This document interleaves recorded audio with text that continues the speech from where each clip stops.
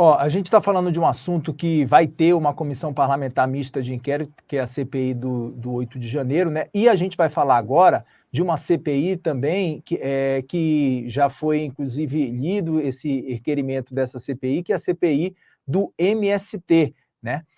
Inclusive, na revista Cruzoé dessa semana, para você que é assinante da revista Cruzoé, já está disponível, inclusive, a entrevista com o governador do Mato Grosso do Sul, Eduardo Riedel, né, do PSDB, que falou sobre essa questão das invasões do MST, do Movimento Sem Terra, e o Tucano disse ainda que essas ações do grupo têm encontrado respostas dúbias por parte do governo e gerado instabilidade política também.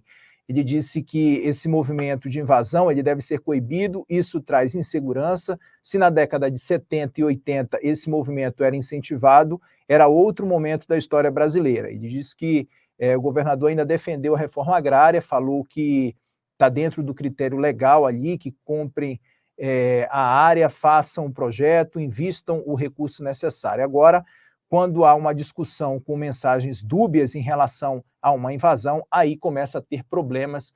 Foi uma aspas, então, que está nessa entrevista da revista Cruzoé do governador de Mato Grosso, né? Governador de Mato Grosso do Sul, Eduardo Riedel, falando com a gente na revista Cruzoé. Sobre esse assunto, pessoal, a gente vai seguir comentando esse assunto e falando sobre ele, porque a gente tem uma entrevista agora aqui no nosso Papo Antagonista com o deputado federal Ricardo Salles, que é o nome cotado, então, para assumir a relatoria dessa CPI do MST. Deputado, muito boa noite, o senhor me ouve bem? Estou ouvindo bem, boa noite, Rezo. Boa noite, deputado. Deputado, participam comigo dessa entrevista aqui o Wilson Lima e também o Carlos Graeb. A gente vai bater um papo para falar um pouco mais sobre essa questão da CPI do MST. Eu queria saber, deputado, assim, o senhor já está disposto, de fato, a assumir essa relatoria e que caminhos, né, essa CPI deve traçar assim que ela começar de fato? Boa noite e bem-vindo. Obrigado, Keis, mais uma vez. Lima também, boa noite. Graeb, meu ex-colega aí de governo, um abraço aí para você. Bom, veja, eu tenho sido perguntado por vários colegas qual é a estratégia, né?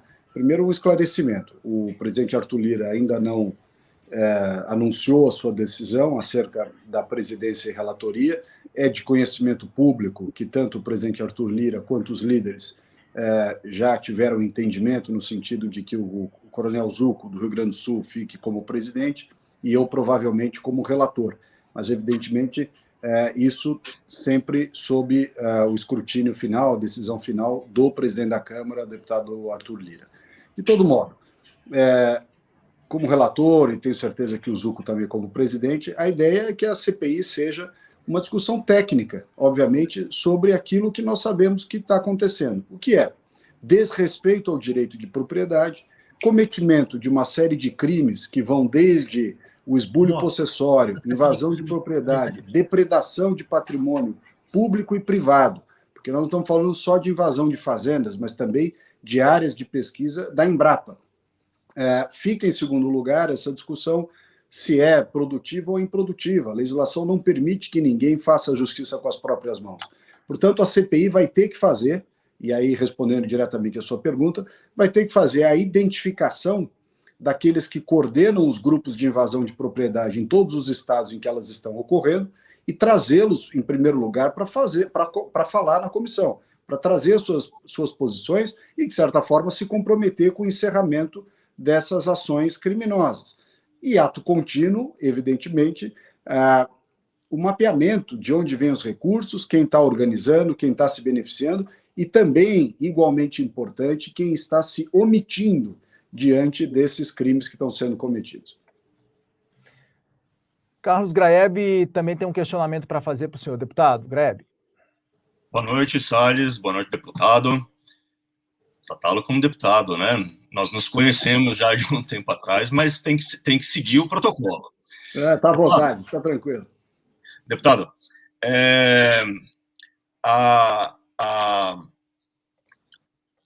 qual a expectativa de vocês? O que vocês acham que pode acontecer com o MST ao fim de uma CPI?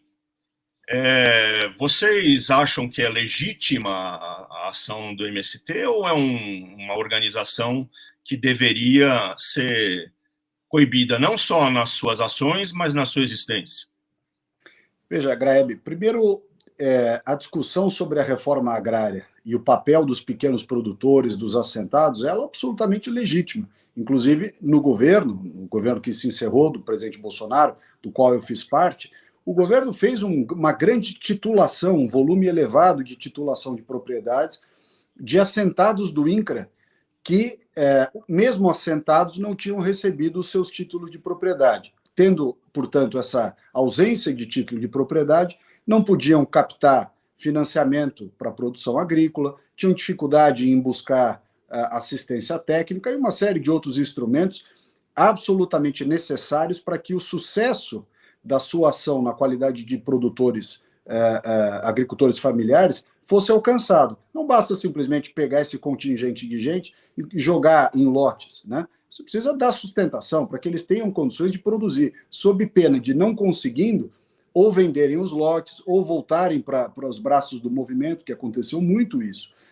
Assentados que, não tendo conseguido produzir, não tendo avançado, seja porque não tinham vocação para a terra ou não tinham condições para trabalhar nela, voltaram para o movimento. Bom, dito isso, né, fazendo aqui uma ressalva sobre a importância e a legitimidade desse pleito de reforma agrária e acesso à terra. Quanto a isso, não há dúvida.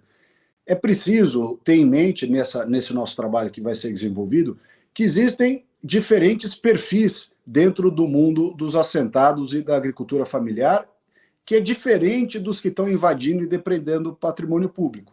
Então, nós não queremos transformar a ideia do MST e de outros movimentos de discussão de acesso à terra num crime per se. Não é isso. Não se quer criminalizar o direito à manifestação, à luta por uma causa, ainda que, eventualmente, tenham alguns pleitos ali embutidos com os quais eu possa não concordar. Mas é legítimo que eles lutem ideologicamente, filosoficamente, por esses pleitos.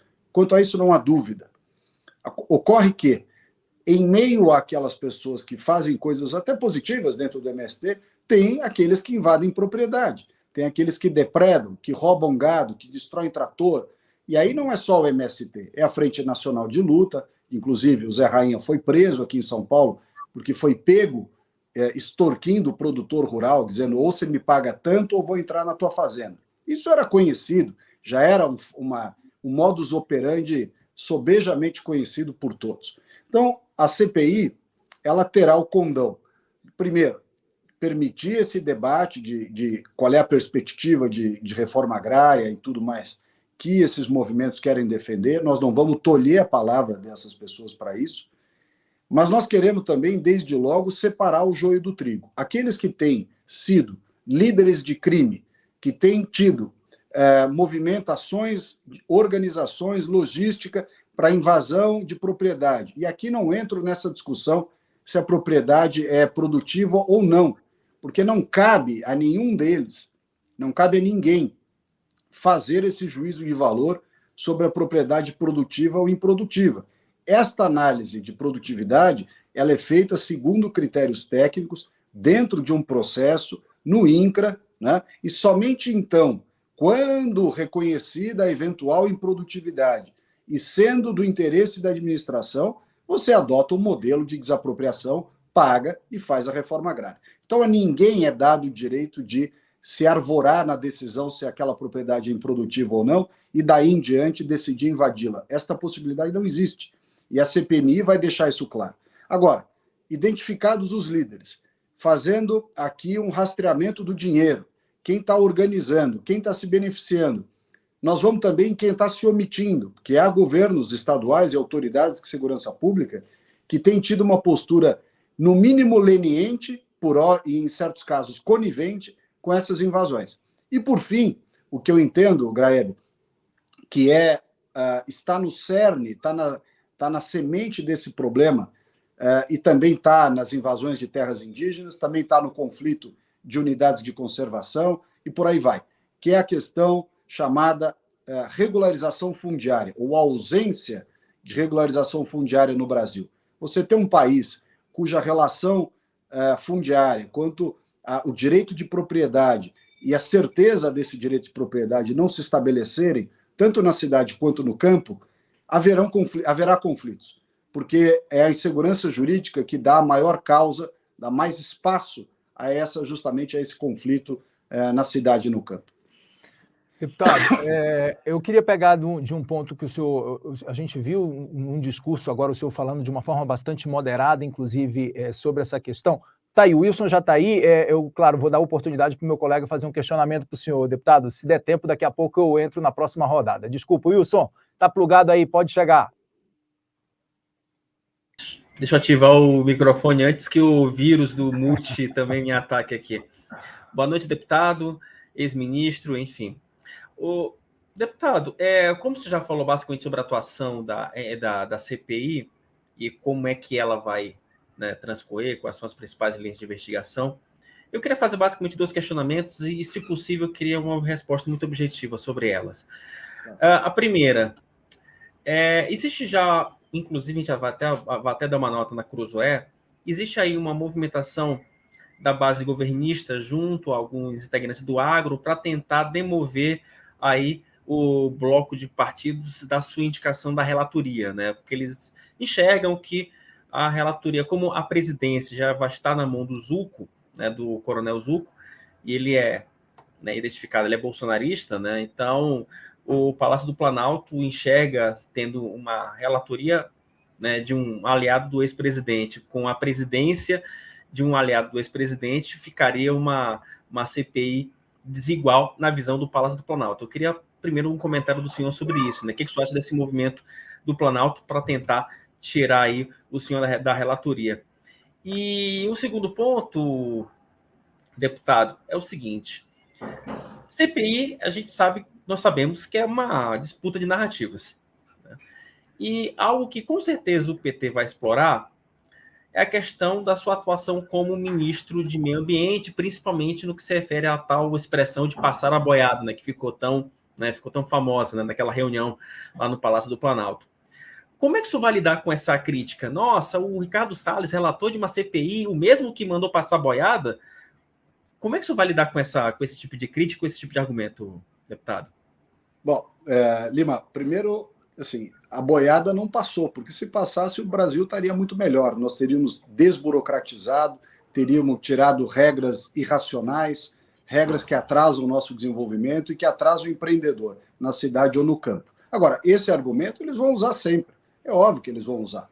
Mas eu posso dizer com tranquilidade, eu sou uma pessoa que sempre defendi a harmonia entre o agronegócio e o meio ambiente, portanto me sinto absolutamente confortável em exercer essa relatoria. Sou, entre os deputados da Câmara, talvez um daqueles que mais conhece o assunto, e é óbvio, aí respondendo a sua primeira pergunta, que o governo não quer uma relatoria com alguém que esteja alinhado com a Frente Parlamentar da Agropecuária. Agora, por outro lado, esta CPI existe como instrumento de exercício do poder de fiscalização da própria Frente Parlamentar da Agropecuária e da visão que nós temos em defesa do agronegócio. Não tem sentido nós termos um instrumento que é justamente para a minoria, e para esta minoria exercer a sua fiscalização, debate e propositura de soluções, e essa relatoria ficar com o governo, que tem tido, inclusive, uma postura dúbia com relação às invasões. Destaca parte de seus membros para fazer um faz de conta, um meia-culpa, dizendo, olha, as invasões prejudicam a imagem do governo, elas não são boas, nós condenamos, aí o Padilha fala uma coisa aqui, o Fávaro fala outra ali, mas o chefe deles, Lula, coloca o João Pedro Stedley embaixo do braço e leva o João Pedro Stedley para uma viagem oficial lá para a China. Quer dizer, veja o sentido contraditório das ações do governo, os sinais trocados. Então, eu não acho que há a menor hipótese do governo ter êxito em conseguir uma relatoria da CPI do MST, não faria o menor sentido. Só para fechar, deputado, eu imagino que uma das primeiras ações ali, se eventualmente o senhor conseguir uma relatoria, seria uma quebra de sigilo do Stedley, né? Até para você tentar fazer a ligação direta com o governo federal, né? Seria uma ação até óbvia, né?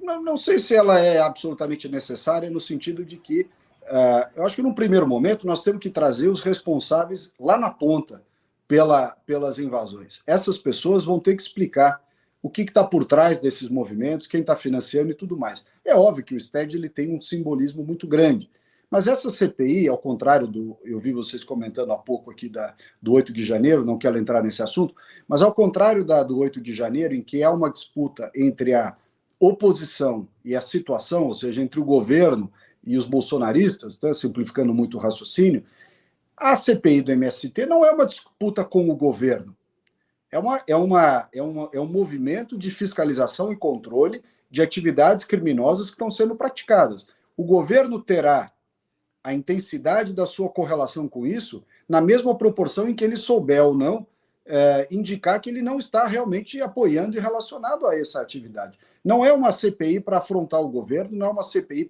para comprovar o elo do MST com o governo, não é isso. Ela é uma CPI para mostrar que atividades criminosas estão sendo praticadas sob a bandeira de um tema que tem mérito, que é a discussão agrária, mas que tem se utilizado, esses grupos todos, têm se utilizado de expedientes que são ilegais. E é isso que nós queremos coibir. Tampouco é objetivo da CPI ter o resultado imediato de desocupação de áreas, como se simplesmente aqui, eu já adentro um pouco no que foi dito por um dos membros aí do governo, dizendo não tem mais motivo concreto para ter CPI porque as áreas estão sendo desocupadas. Nossa função não é desocupar a área. Nós não estamos fazendo um movimento na Câmara dos Deputados para reintegração de posse ou desocupação de área. Não é isso. Pode desocupar, que isso não muda o objeto da CPI. O objeto da CPI é saber quem organizou, com dinheiro de quem, e qual é a estratégia que essa turma está tendo, porque isso atrapalha o agronegócio brasileiro, que é o principal pilar de desenvolvimento da nossa economia nesse momento, e vai ser assim durante muito tempo, se não para sempre. Agora, não pode haver ameaça à segurança jurídica, à previsibilidade, ao direito de propriedade de um grupo criminoso. Não é? Esse é o ponto da CPI. Deputado, eu queria só, antes de encerrar essa entrevista, fazer um questionamento para o senhor sobre a questão que o senhor foi alvo ali de uma investigação, né, sobre a exploração ilegal de madeira lá no estado do Pará. Como é que o senhor avalia esse ponto, por favor? Kenzo, essa investigação é ridícula. É óbvio que eu não tenho relação nenhuma com exploração ilegal de madeira, nem de contrabando de madeira, nem nada. Aquilo foi uma armação de um delegado esquerdista, que, aliás, logo em seguida foi candidato a deputado federal por um partido de esquerda, o que mostra bem a sua motivação política em criar um caso que não existe, porque é óbvio que eu não tenho relação nenhuma com nada daquilo, e criou uma narrativa. Passados 2 anos, é evidente que ficou óbvio para todos, qualquer pessoa minimamente de boa fé e razoável enxerga que aquilo era uma total barbaridade, um absurdo. Então, eu estou absolutamente tranquilo com esse assunto. Deputado, muitíssimo obrigado. Graeb, quer fazer um questionamento ainda, Graeb? Desculpa. Vamos lá. Deputado, a CPI vai ser um trampolim para o senhor concorrer à Prefeitura de São Paulo no ano que vem? Vai ser uma plataforma? Eu não estou preocupado com isso agora. Eu acho que eu tenho um papel importante em trazer segurança para a turma do campo, que me deu uma votação expressiva. Dos meus 640 mil votos, eu tive 400 e poucos mil votos vindo do interior do estado de São Paulo, que é a turma do agro, o pessoal com quem eu tenho uma enorme relação, respeito, carinho.